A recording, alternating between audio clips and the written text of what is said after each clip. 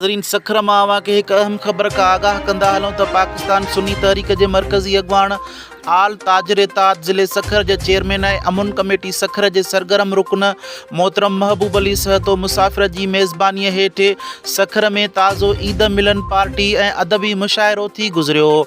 जंहिं दौरान हिकु नई अदबी तंज़ीम अज़मी अदबी इस्लाही फोरम सिंध जो बुनियादु विधो वियो। फोरम जे क़याम जो बुनियादी मक़सदु सिंध अंदरि अदबी समाजी ऐं अख़लाक़ी शऊर खे वधाइणु, नए नस्ल खे मस्बत फ़िक्र ॾांहुं राग़िब करणु ऐं इस्लाही सोच खे हथी ॾियणु आहे। तक़रीब दौरान तंज़ीम जे उहिदेदारनि जो बि चूंड अमल में आंदो वियो, जंहिं मूजिबि बानी सदारती एवार्ड याफ़्ता शाइर अब्दुर्रहीम अज़मी,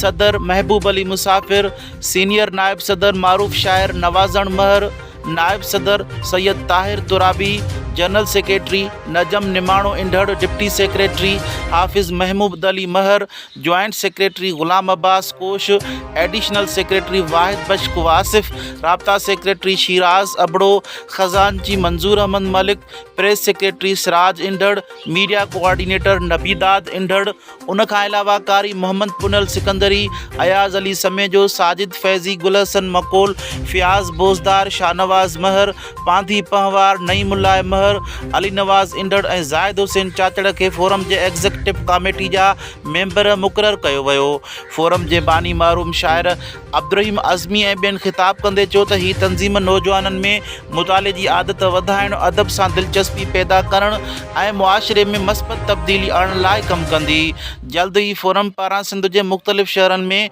अदबी ऐं इस्लाही प्रोग्रामनि जो सिलसिलो शुरू कयो वेंदो।